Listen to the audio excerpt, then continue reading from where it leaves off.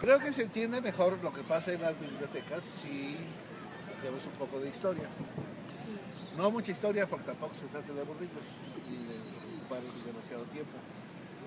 Pero ustedes recordarán que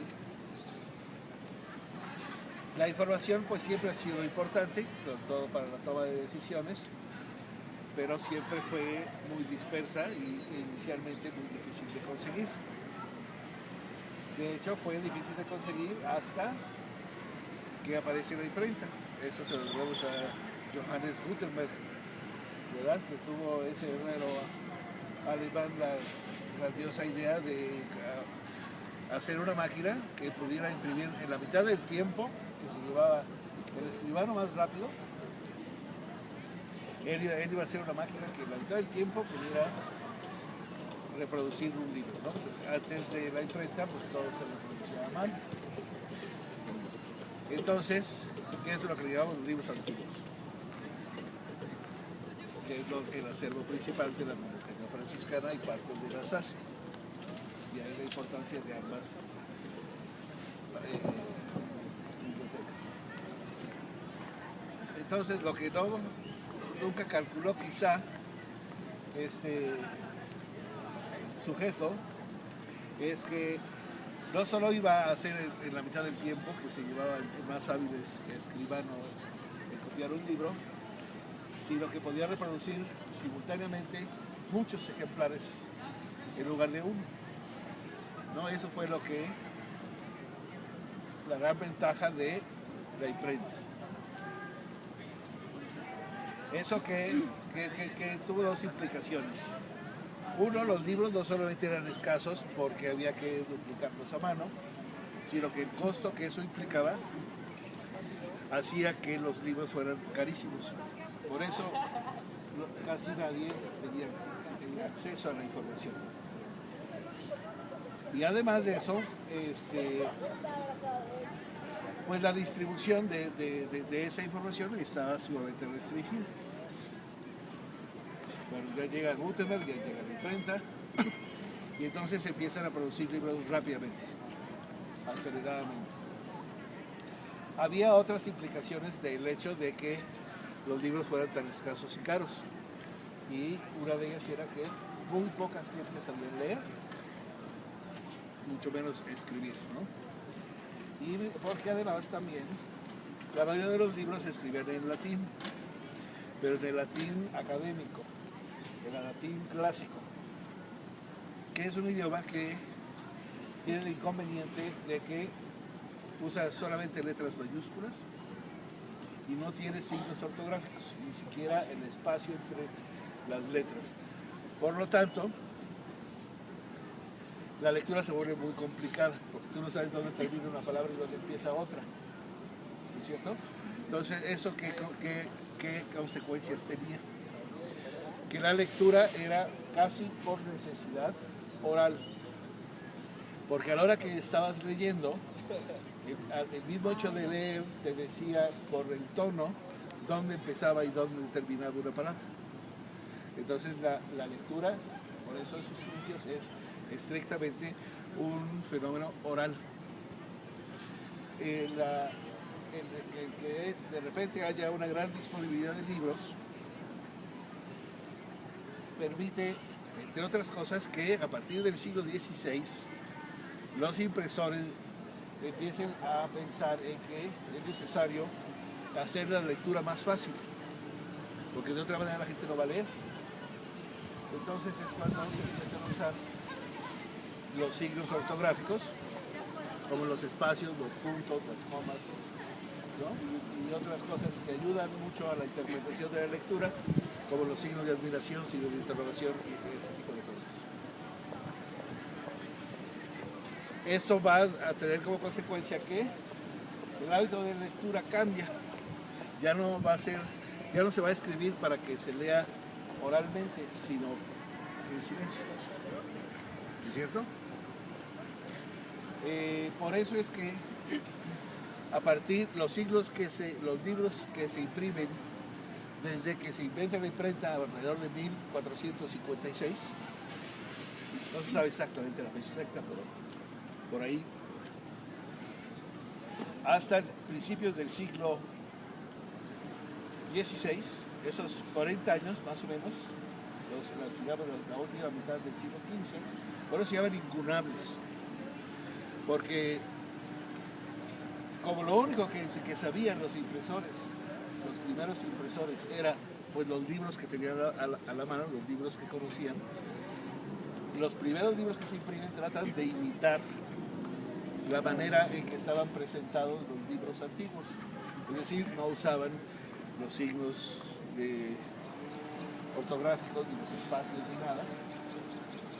No existía título, ni el título existía. Tampoco había el nombre del autor. La estructura misma del libro como la conocemos hoy día, es decir, que tiene una portada, de donde viene el título del libro, el autor, el impresor, el editor, el año de publicación, etc., no existía. Por eso se utiliza, ustedes han oído el principio del incipit, ¿verdad? Del incipit, ¿no? El incipit se le llama a las primeras, los primeros, el inicio del texto de una obra.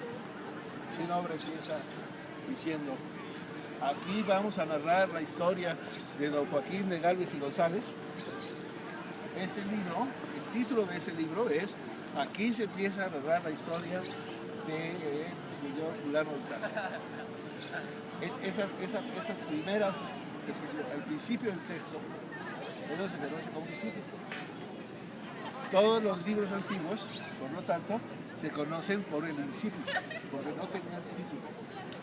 Los autores no les pusieron la Ilíada, la Odisea, todo este tipo de cosas. ¿No? Son convenciones que se hicieron después. Entonces,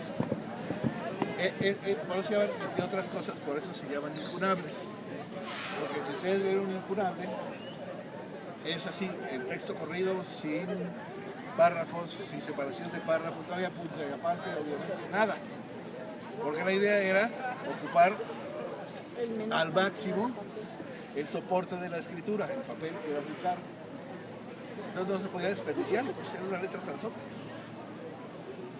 ¿No? A principios del siglo XVI todo eso cambia y los impresores ya, como ya se vuelve el libro un negocio, porque la consecuencia de que boom, todo eso se expande, es que el precio de los libros baja dramáticamente y hay una disponibilidad de libros como nunca en la historia.